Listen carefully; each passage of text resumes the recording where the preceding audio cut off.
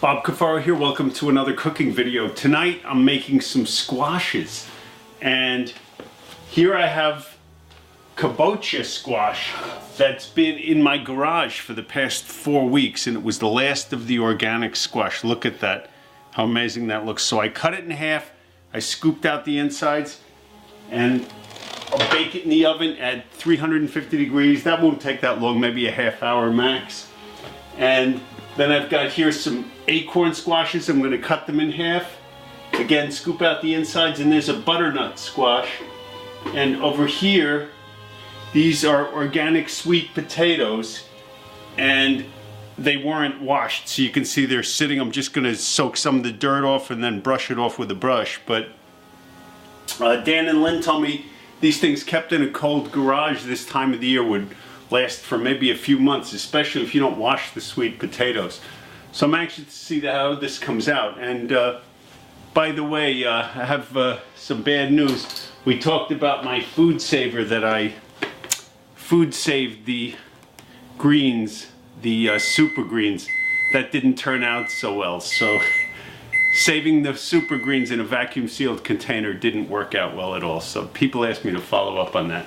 But let's see how this comes out, all this squash here and these sweet potatoes. Thought you might be interested in seeing how I cut one of these open without cutting my hand. This is a sharp knife here. I keep it very sharp. And these are washed, these acorn squashes. So I'm going to go about halfway down here. And then I'm going to do this and then rock it back and forth till it starts to cut through.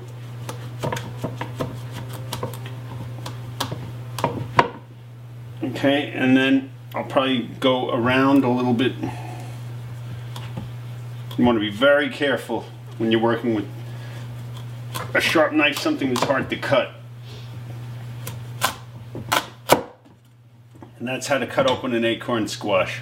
I'm sure people will have better ways, so if somebody wants to comment then a better way to cut one open. But there you go. I'm going to scoop this out and place it face down in a Pyrex dish with a little bit of water.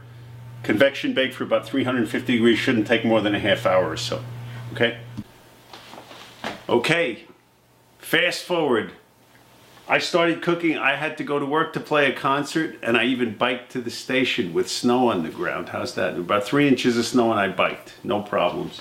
Anyway, Teresa finished up cooking for me, so here we have 2 trays of Dan Lynn sweet potatoes, and you can see these have the mole bites on them, where I'm fine with that. Okay, not perfect, but they're organic, and I've been to their farm the way you want to do it.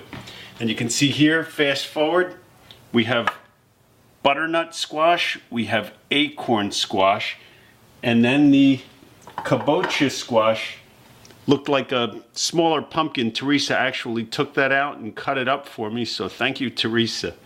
So what I'd like to do now is I'm going to take some of these potatoes and I'm going to vacuum seal them.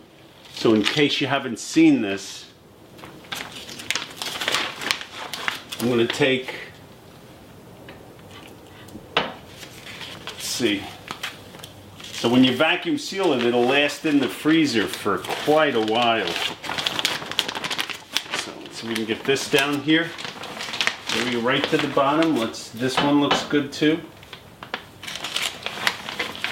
Okay, let's do this one over here.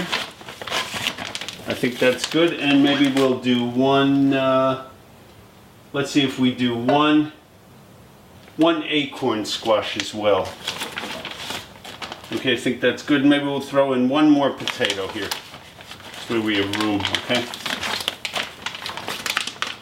And this will be good. Let's vacuum seal this and see where it takes us, okay? So we'll bring this over to the sealer.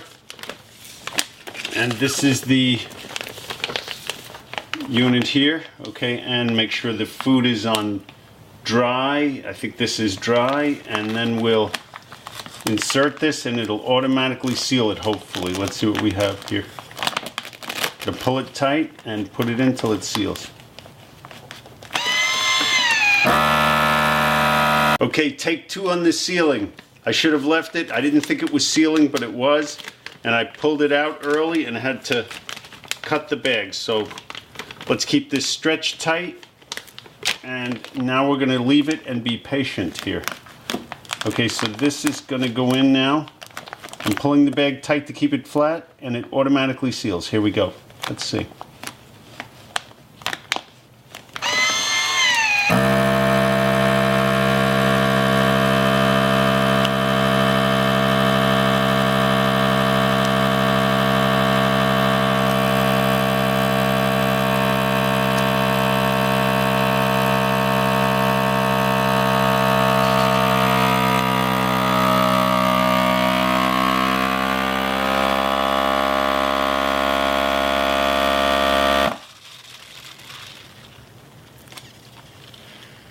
That looked good. Okay, so we're waiting for the final seal. It heat seals it, and it should come off any second now. Perfect. Okay, how's that? Okay, and one mistake, I probably should have had it on moist rather than dry. Okay, but look at that, vacuum sealed. So I've got 4 sweet potatoes and 1 acorn squash, all ready for the freezer, and that'll last several months now. It's vacuum sealed. So again, just to recap today, do not vacuum seal fresh greens in those containers. That did not work out well at all, but life is a learning process. So thank you for being with me. Please remember to eat healthy. Food is medicine. The cells of the human body will love you for it. So thank you for joining me. Please remember to like, share, and subscribe to my videos.